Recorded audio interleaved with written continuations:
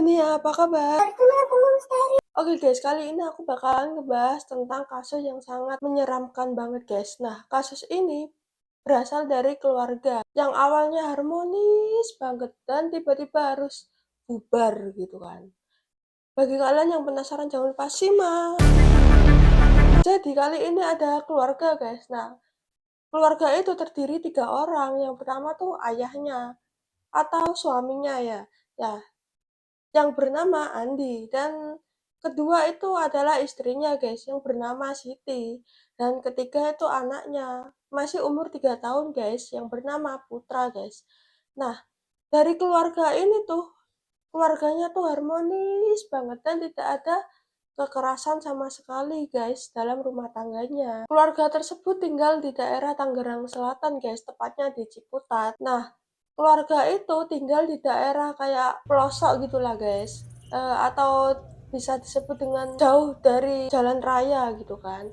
Nah, awal mulanya guys, ada seorang kakak iparnya tuh yang bernama si Siska. Nah, si Siska ini melihat tuh adiknya di rumah itu guys. Awalnya tuh melihatnya bukan langsung dari dalam ya, langsung dari jendela itu guys, karena jendelanya itu kok tumben ditutup gitu kan.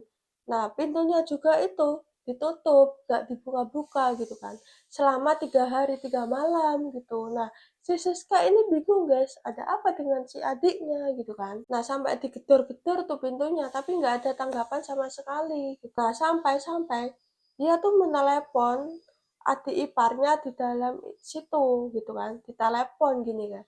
Tapi saat ditelepon, nggak ada tanggapan juga gitu kan. Nah, si Siska ini semakin panik gitu. Gimana sih mereka kok tumben banget sepi rumahnya gitu kan. Biasanya tuh anaknya yang bernama Putra ini kan rame banget tuh di situ karena masih balita gitu kan, umur 3 tahunan. Kan curiga banget tuh si Siska. Sampai-sampai tuh dia tuh penasaran banget guys, ada apa di dalam rumah itu gitu kan. Kok bisa-bisanya mereka nggak keluar dari rumah selama 3 hari 3 malam. Sampai-sampai tuh si Siska memanggil para warga guys untuk mendobrak pintu itu gitu kan. Setelah itu tuh si Siska memanggil semua warganya. Ayo cepat ke sini, cepat bantu aku untuk mendobrak pintu ini. Aku khawatir banget dengan mereka. Setelah didobrak, brak, si Siska tuh masuk guys ke dalam rumah itu. Dan dia tuh mengecek langsung tuh dengan warga-warganya yang ikut serta di situ gitu kan. Nah, saat semuanya masuk di situ, semuanya pada kaget banget guys. Karena adiknya itu yang bernama Siti dan anaknya Siti itu yang bernama Putra tergelentar tidur di atas kasurnya guys. Tetapi saat Siska mendekat ke mereka tuh kaget banget guys. Ternyata mereka itu sudah tidak bernafas lagi gitu kan. Si Siska tuh semakin panik dan kacau gitu. Saat ia mengecek si Siti itu, badannya tuh sudah kaku gitu kan. Nah, saat dia mengecek keponakannya yang bernama Putra, dia masih belum kaku gitu loh guys. Jadi si Siska ini langsung membawa keponakannya guys ke rumah sakit terdekat yang ada di situ gitu kan.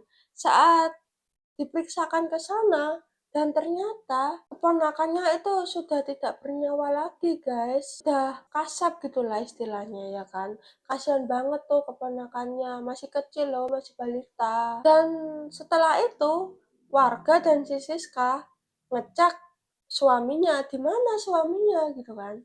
Dicek di kamar kedua yang nggak ada gitu, di ruang tamu juga nggak ada.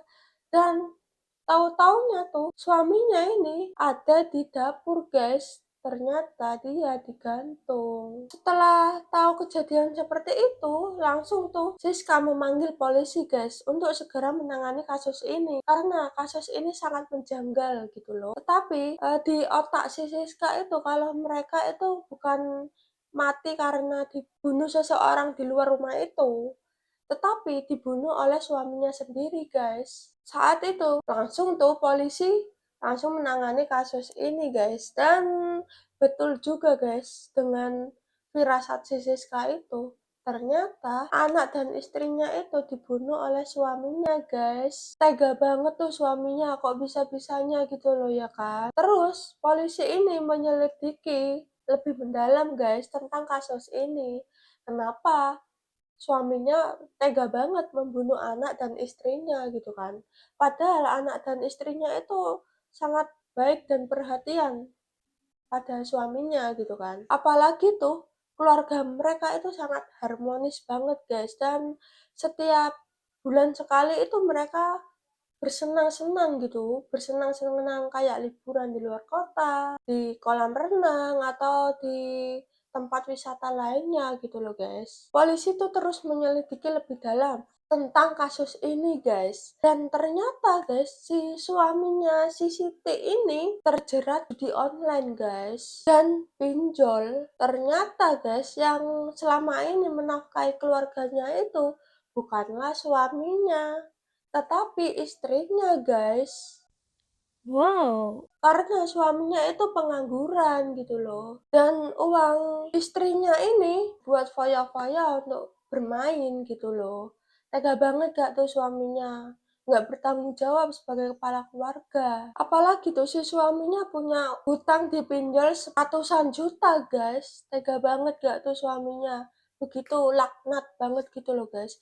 Kalau aku punya suami seperti itu, langsung autoku ceraikan, guys. Buat kalian nih, para ciwi-ciwi, kalau mau menikah jangan sampai salah pilih suami ya guys, agar tidak kejadian seperti ini. Oke guys, jadi gitu saja cerita dari aku. Jangan lupa subscribe, like, comment, and share agar tidak ketinggalan video aku selanjutnya. Dadah!